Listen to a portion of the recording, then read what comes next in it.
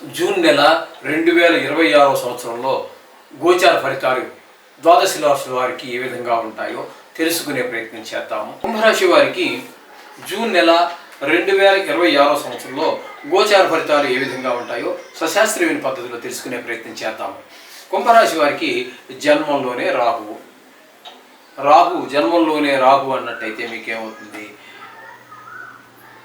మనకి చెడు అలవాట్ల వైపు, చెడు ప్రవర్తన వైపు ఎక్కువ మనసు మలుతూ ఉంటుంది.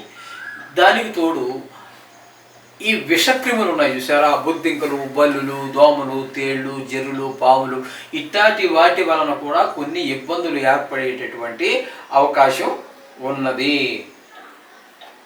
కాబట్టి అది గమనించుకోండి. అలాగే ద్వితీయ స్థానంలో శని అంటే ఏలినాటి శని ద్వితీయ స్థానంలో ఉంది. అంటే ధనానికి లోటు, కుటుంబంలో ఆహ్లాదకరమైన పరిస్థితులు కనిపించవు. కంటి వ్యాధులు ఉన్న వారికి కొంచెం ఎక్కువగా ప్రకోపించేటటువంటి అవకాశం ఉన్నది. మాటలో కూడా కఠినత్వం పెరుగుతూ ఉంటుంది. మాట ద్వారానే మంచి స్నేహితులు ఏర్పడినా, చెడ్డ శత్రువులు ఏర్పడినా, మంచి మిత్రులు శత్రువులుగా మారిన ఇవన్నీ కూడా మాట ద్వారానే ఏర్పడుతూ ఉంటాయి. కాబట్టి ఈ శని యొక్క ప్రభావం చాలా తీవ్రంగానే ఉంటుంది.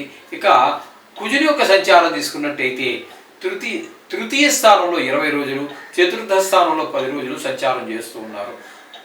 కుజుని యొక్క సంచారం తృతీయంలో 20 రోజులు కూడా మనకి అందరి యొక్క సహాయ సహకారాలు, కుటుంబ సభ్యులు, వృత్తి వ్యాపారం చేసే దగ్గర, ఉద్యోగం చేసే దగ్గర అన్ని చోట్ల మనకి వారి యొక్క సహాయ సహకారాలు ఏ విధంగా కావాలన్నా కూడా మనస వాచ కర్మ ఏది కావాలన్నా వాళ్ళు చేస్తుంటారు. కొన్ని సందర్భాల్లో మన ముఖం తెలియని వారు కూడా మన సహాయపడుతుంటారు.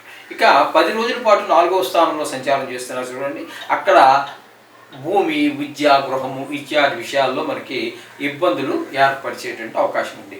అదే చతుర్థ స్థానంలో రవి కూడా ఒక 15 రోజులు ఉన్నాడు. ఇక్కడ కుజుడు ఏవైతే 10 రోజులు చేస్తున్నాడో ఆయన 15 రోజుల పాటు అదే పని చేస్తుంటాడు. 1వ తారీఖు నుంచి 15వ తారీఖు వరకు. ఏంటి అవి అన్నట్టయితే తల్లి గారి ఆరోగ్య విషయంలోనూ, విద్య, భూమి, గృహము, వాహనము ఇత్యాది విషయాల్లో ఇబ్బందులు కలగజేస్తూ ఉంటారు. అందుచేత ఇక్కడ చతుర్థ స్థానంలో రవి, కుజ ఇద్దరూ కూడా అనుకూలమైనటువంటి ప్రదేశం కాదు. కాబట్టి వారికి రియల్ ఎస్టేట్ వ్యాపారానికి, వాహనాలు అమ్ముకునేటటువంటి వారికి కూడా ప్రతికూలమైన కాలంగా మీరు భావించండి. అలాగే గురువు 5వ స్థానంలో ఒక్కరోజు ఉంటారు. ఆ ఒక్కరోజు వదిలిపెట్టేసి అంటే 5వ స్థానంలో ఉండడం మంచిదేను. ఓకే, మీకు ఎక్కువగా 29 రోజులు మీకు 6వ స్థానంలో ఉన్నారు. గురు బలం లేనట్టే.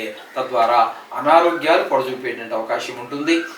అప్పు కావాలన్నా పుట్టదు.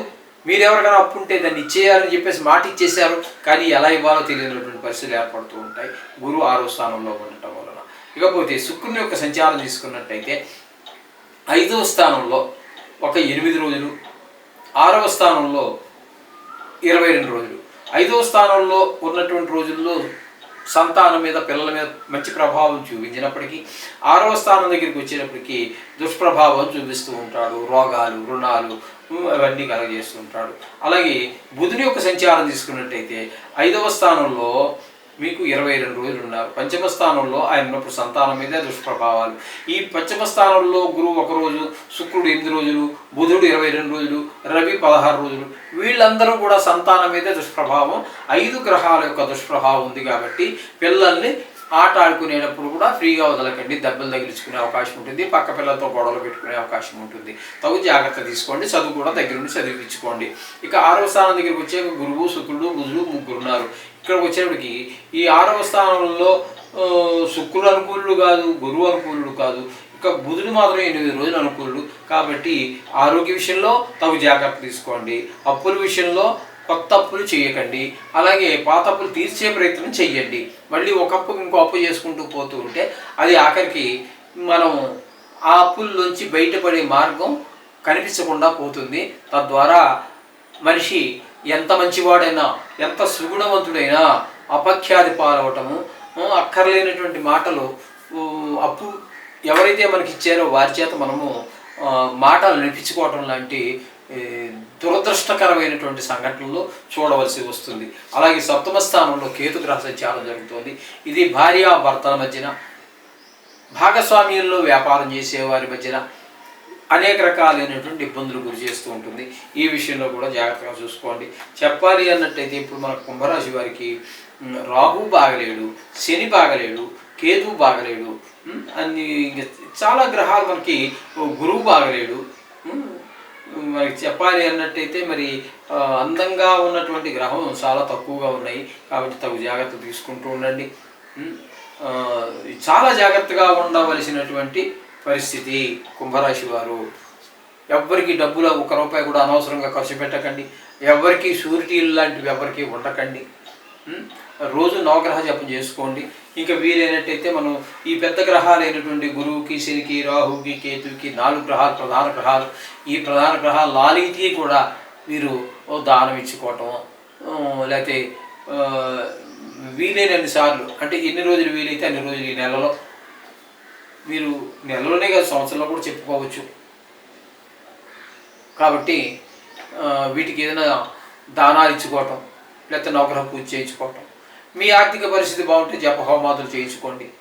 వాటికి కూడా మమ్మల్ని సంప్రదించవచ్చు. ఈ విధమైనట్టుగా మొత్తం మీద ఇప్పటి వరకు మనం చెప్పుకున్న వాటిలో కుంభరాశికి ఉన్నంత ఇబ్బందులు మరొక రాశి వారికి గోచార రీత్యా మాత్రమే. జాతక రీత్యా బాగుందనుకోండి, అది కంగారు పడకండి. మిమ్మల్ని కంగారు పడడం నా ఉద్దేశం కాదు. అది బాగున్నట్టయితే దీని ప్రభావం చాలా వరకు తగ్గిపోతుంది. ఈ విధమైన పరిస్థితులన్నీ మనకి స్పష్టంగా గోచరిస్తూ ఉంటాయి. ఇకపోతే శుభం భూయాత్.